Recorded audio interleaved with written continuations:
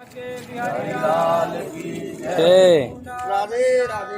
जय जय स्वामी श्री गोपालाचार्य जी महाराज की जय वृंदावन धाम की जय महारानी की जय जय श्री राधे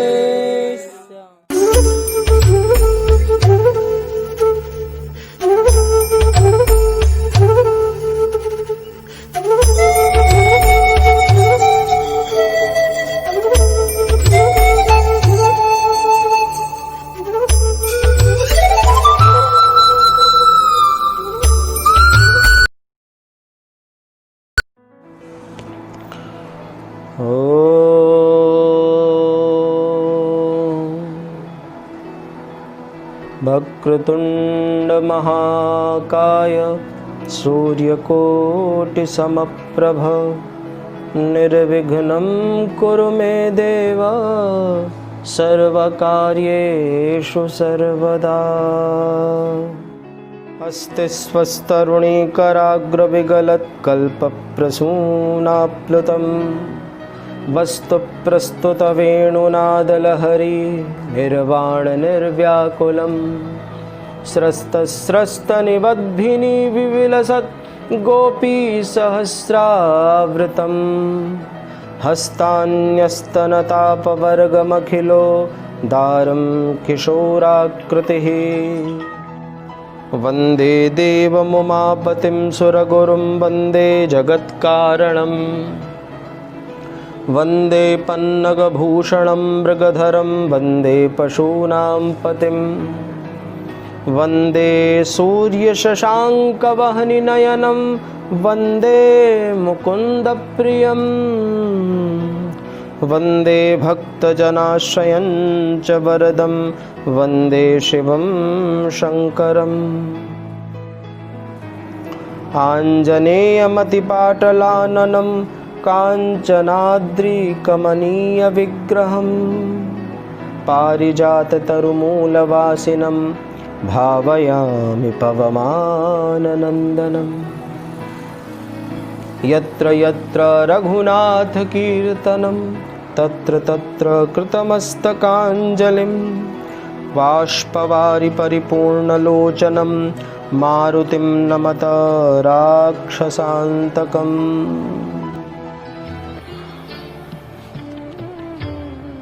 तो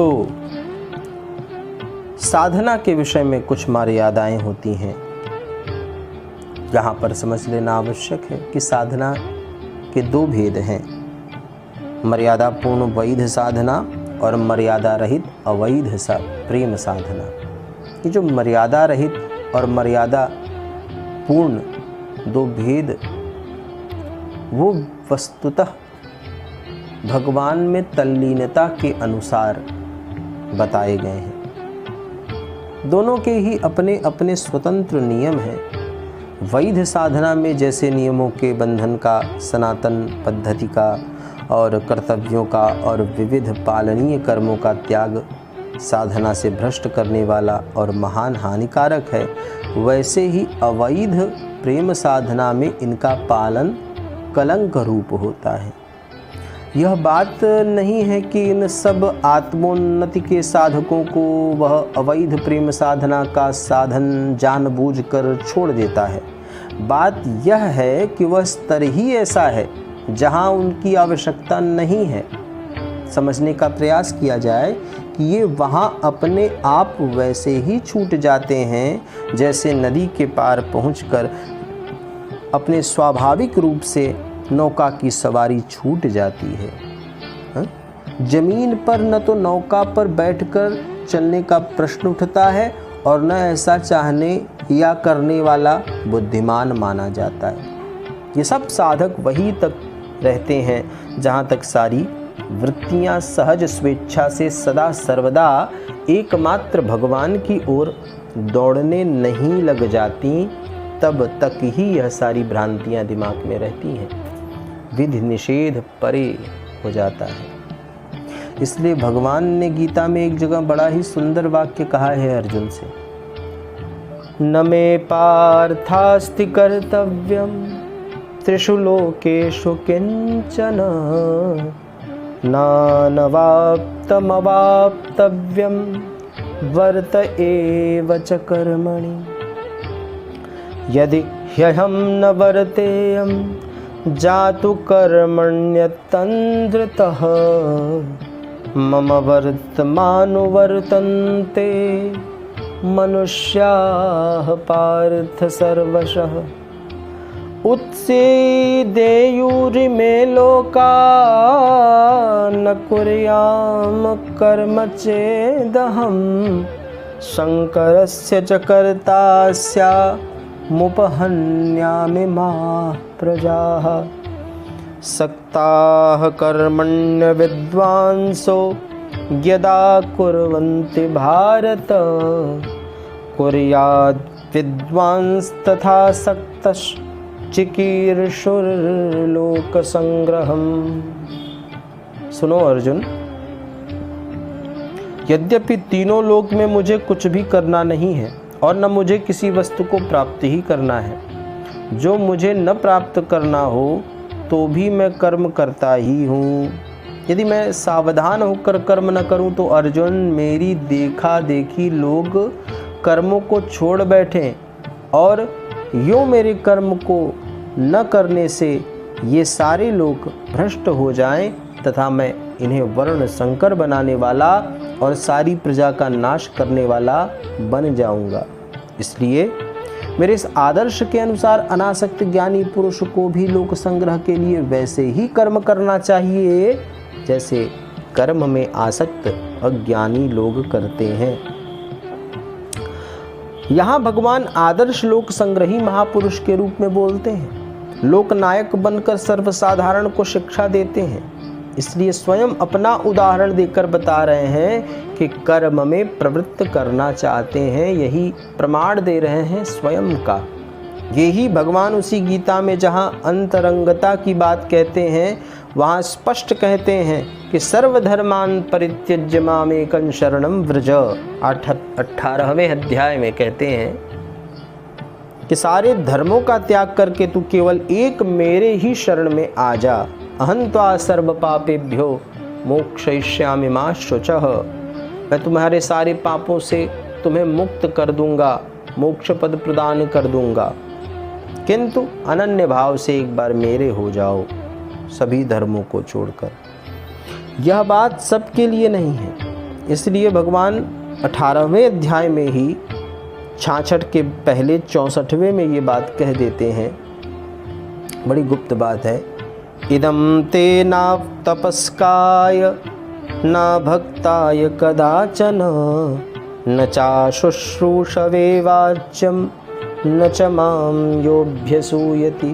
ध्यान देना यहाँ अर्जुन कि इस सर्वगुह्यतम बात को इंद्रिय विजयी तपस्वी न हो अथवा मेरा भक्त न हो अथवा सुनने की इच्छा न रखता हो अथवा भगवान में दोष निकालता हो, उसे कभी मत कहना। श्री गोपीजन साधना के इसी उच्च स्तर में परम आदर्श थी। इसी से उन्होंने देह गेह पति पुत्र लोक परलोक कर्तव्य धर्म सबको छोड़कर सबका उल्लंघन करके एकमात्र परम धर्म स्वरूप भगवान श्री कृष्ण को ही पाने के लिए अभिसार किया था। उनका यह पति पुत्रों का त्याग, यह सर्वधर्म का त्याग ही उनके स्तर के अनुरूप स्वधर्म है। इस सर्वधर्म त्याग रूप स्वधर्म का आचरण गोपियों जैसे उच्च स्तर के साधकों में ही संभव है, क्योंकि सब धर्मों का यह त्याग वही कर सकते हैं जो इसका यथाविधि पूरा पालन कर चुकने के बाद इसके परम फल अनन्य और अचिंत्य देव दुर्लभ भगवत प्रेम को प्राप्त कर चुकते हैं या प्राप्त कर चुके हैं। वे भी जानबूझकर त्याग नहीं करते। सूर्य का प्रखर प्रकाश हो जाने पर या तैल दीपक की भांति स्वतः ही ये धर्म उसे त्याग कर देता है, धधक के।